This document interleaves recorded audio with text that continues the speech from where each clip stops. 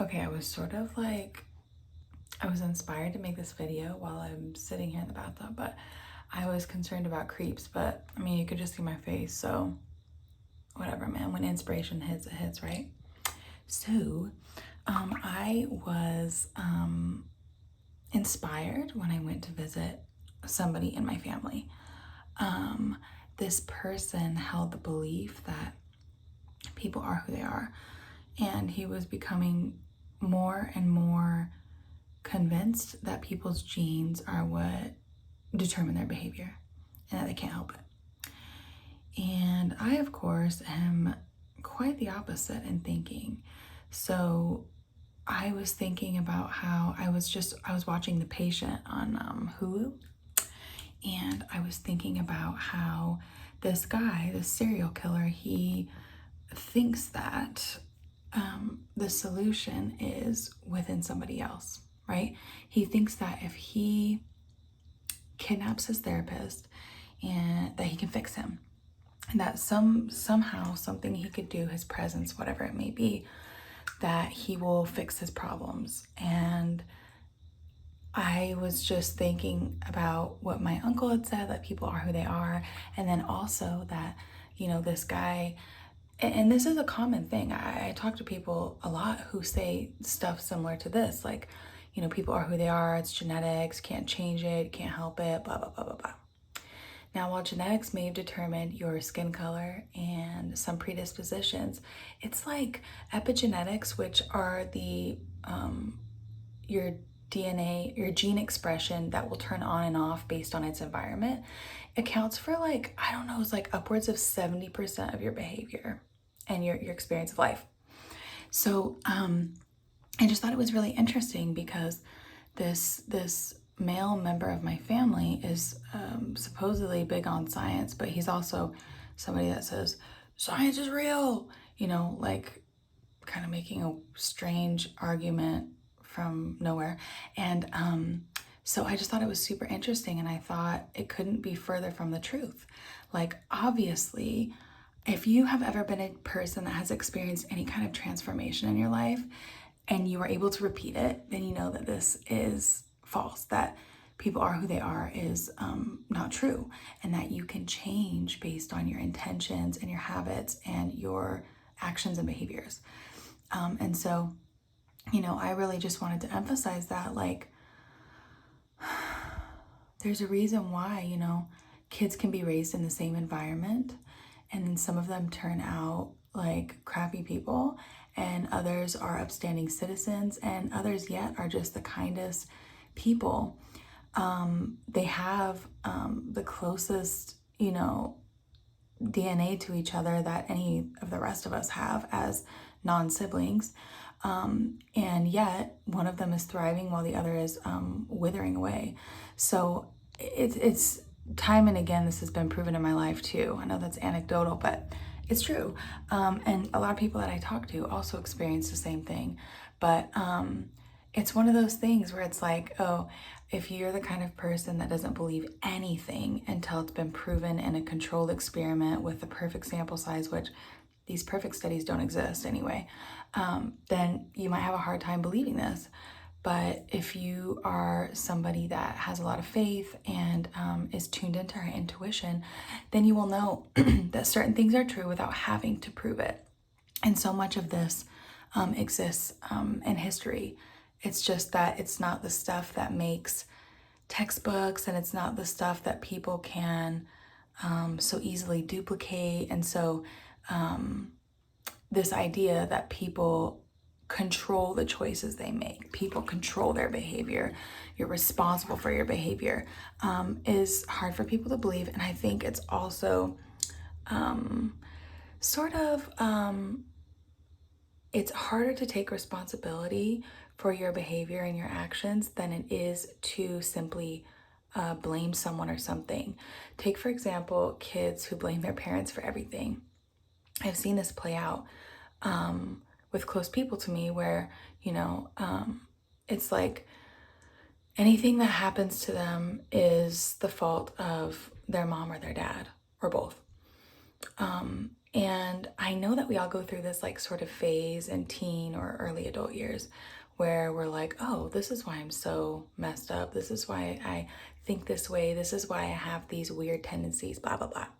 I know that there's like, there are things that, you know, we have been influenced by our parents, of course, of course, of course. But that completely, if you completely blame your parents or anybody else for something, then it's you taking the sting out of making better choices. Do you get what I'm saying? Like it sort of excuses you from making better choices and from holding yourself to a higher standard, really. So take, for instance, if you, I'll use myself as an example because I don't want to use other people. I am an ADHD, prone to depression type of person. I am the oldest of four other siblings, and I put on the parent hat pretty early in life. Now, I do have, you know, certain tendencies from that time. But the difference between me and somebody that blame their parents is that my parents have their own journey, they have their own path, they have their own spirit, and they'll have their own graves. So only so much accountability can be taken by other people, especially when you have exited childhood long ago.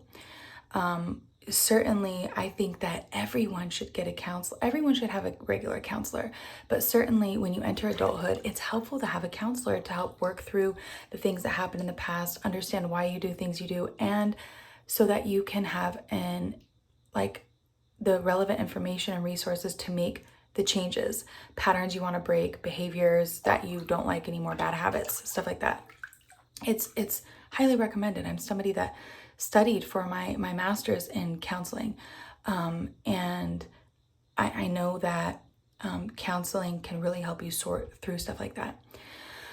But that being said, like there comes a point where that conversation kind of dies down, and you've been through that conversation about whatever your mom did when you were younger that made you feel not good enough, or whatever your dad did that made you scared, or, you know, any abuses or anything that happened to you.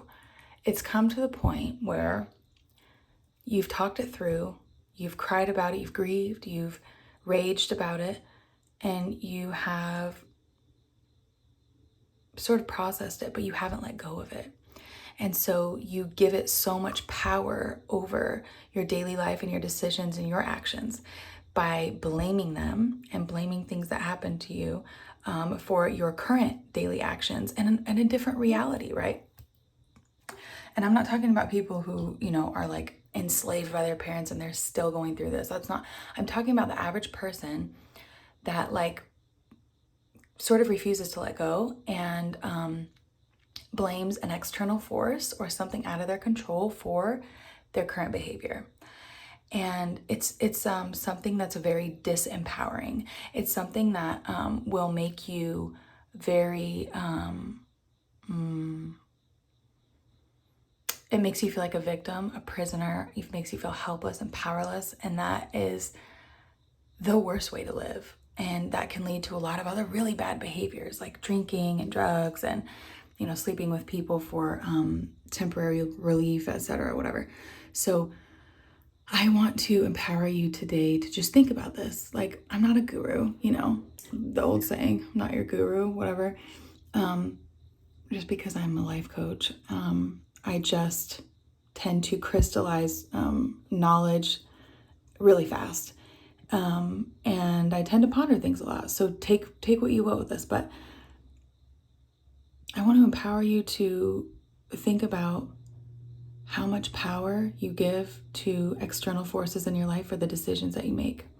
And how can you start to take that power back and start take like radical responsibility for your decisions and your actions, and actually take all the power away from your parents in terms of your actions and your behavior. Take all the power away from your spouse and your children and things that have happened to you, and, you know, maybe the school system.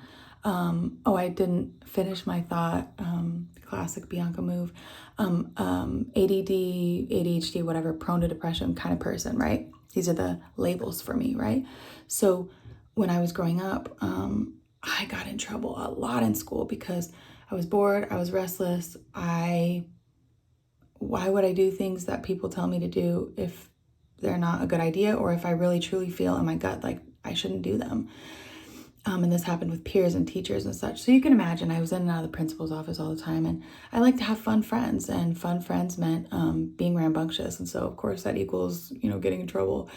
And what I could do in my adult life is blame my childhood and those school authorities and whatever. I could blame all of them for certain problems I have in my life right now. Like, I don't have as many close friends as I would like. I tend to be quite controlling when it comes to my household, and I would like to loosen up on that. I don't prioritize fun as much. Now, I could easily draw conclusions and correlations and stuff. A lot of this, the origin is in my childhood and with those external factors. But me today, I don't have to let that affect me. I can choose to let that go. And sure, some things are deeply rooted, but I promise you there's a way. There's a way that you can take power away from that thing and not allow it to control you and your actions. I promise you. There's so many things that I've changed about my life these days that has proved my point of nothing is in control but you. And the sooner that you loosen the grip of those things that you believe are beyond your control, that are controlling you, the sooner you are able to reclaim your power and actually live the kind of life that you want to live, treat people the way you want to treat them, treat yourself the way you want to treat yourself, and start doing all of those cool, awesome, dreamy ideas that you have, like all these goals that you really want to do but you feel like are unattainable. They're all attainable, of course, given they're realistic, but so you won't achieve anything you want to achieve if you allow other people and other things and your past to control you. You just won't. And so this is my speech about how I do not believe that people are who they are. I believe people are who they choose to be, and that the solution is within you. The solution is not outside of you. It's not in a person. It's not in a place. It's not in a thing. Of course, accessing God is, I don't believe that accessing God is outside of you. So just to clarify that, like, obviously I believe that God inspires intuition. And so tune into that and see what happens. Source the change in your actions from within and not externally or in your past or in a place or anything. The solution is within you. And only you have that power over yourself. So, especially living in a country like this, I know they're trying to clamp down on freedoms every day, but being as it is, I believe we're the freest nation, or something like it. We got it pretty good. You know what I'm saying? So, source your solution from within and know that all of your behaviors are within your control and you have the power to change any of them. Have a great day.